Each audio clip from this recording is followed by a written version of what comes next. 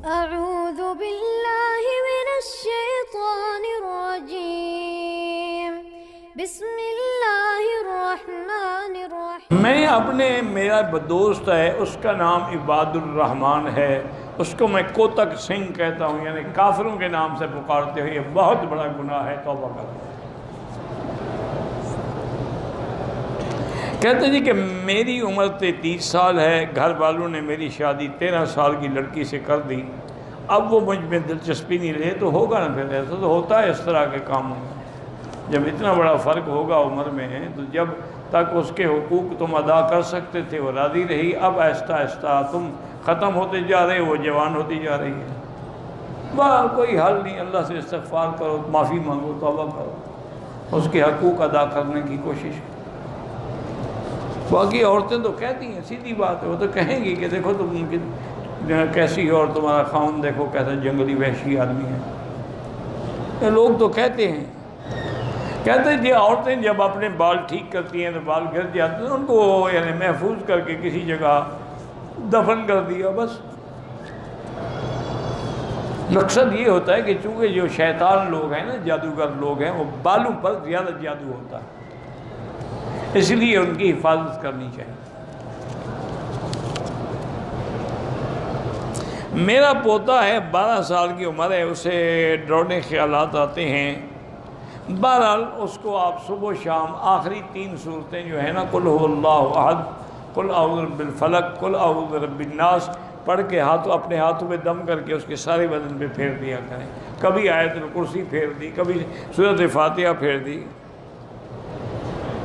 قرآن کو چومنا یا سینے سے لگانا بدعت ہے، اگر یہ دین ہوتا تو سب سے پہلے حضور پاک سمجھاتے ہیں، یہ کوئی ادب نہیں ہے کہ سینے سے لگا لو لیکن تیری بات میں نہیں مانتا، تو کہتا ہے داڑھی نہ منڈا، میں ابھی بھی منڈا کے بیٹھا ہوں، سینے سے لگانے کا کیا فائدہ ہوا؟ اگر میں کسی کو دین کی بات کروں اور خود عمل نہ کروں یہ گناہ ہے، لیکن پھر بھی دین کی بات کر سکتا ہوں، چاہے خود عمل کرو یا نہ کرو۔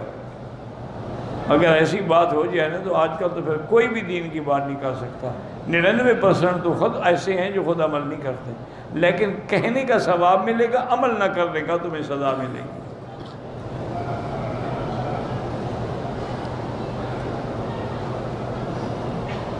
کہتے ہیں کہ گھر والے میری شادی کا سوچ رہے ہیں، مجھ پہ قرضہ بھی ہے، کاروبار بھی نہیں ہے، شادی کی برکت سے اللہ پاک رزق دے دیتے ہیں، قرآن پاک ہے ان یکونوا فقراء یغنہم اللہ، کہ اگر تم فقیر ہو تو ہو سکتا ہے اللہ پاک اسی کی وجہ سے تمہیں رزق عطا فرما دے۔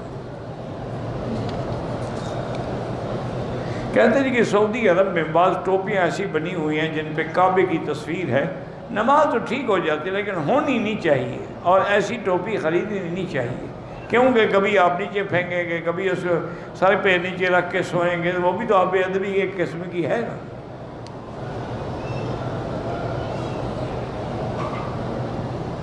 کہتے ہیں جی کہ کراچی میں بہت ساری ٹڈیاں، مکڑی جو ہے نا بہت آ گئی ہے، تو ہاں ہمارے جو بنگالی دوست رہتے ہیں انہیں پکڑ کے کھا لی، اچھا کیا، حلال ہے، کیا ہو گیا؟ بالکل الحمدللہ علماء دیوبند حق کی جماعت ہے،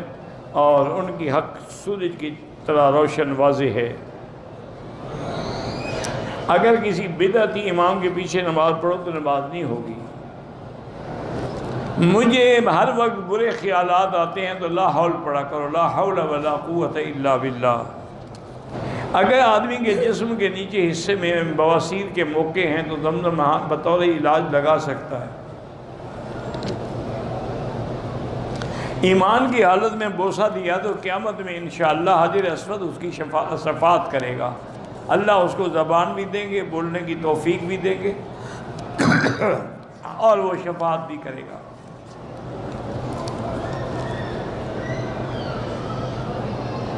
میرے سسرال والوں نے یہ توید دلائی تھی کہ جادو کا اثر ہے، اس کے بعد میرے کانوں میں لگاتار آواز آتی ہے وہ تعویذ یا واپس کھود کے نکال دو نہ تو مر جائے گی۔ اللہ یہ سب جھوٹی باتیں، کوئی تعویذ نکالنے سے نہیں مرتا، آپ سورۃ البقرہ جو ہے ٹیلی فون میں فیڈ کر کے سنا کریں۔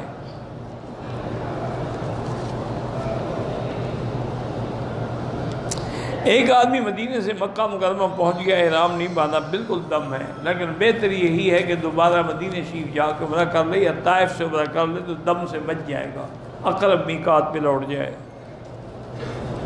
انگوٹھے چومنا جو ہے بالکل بدعت ہے۔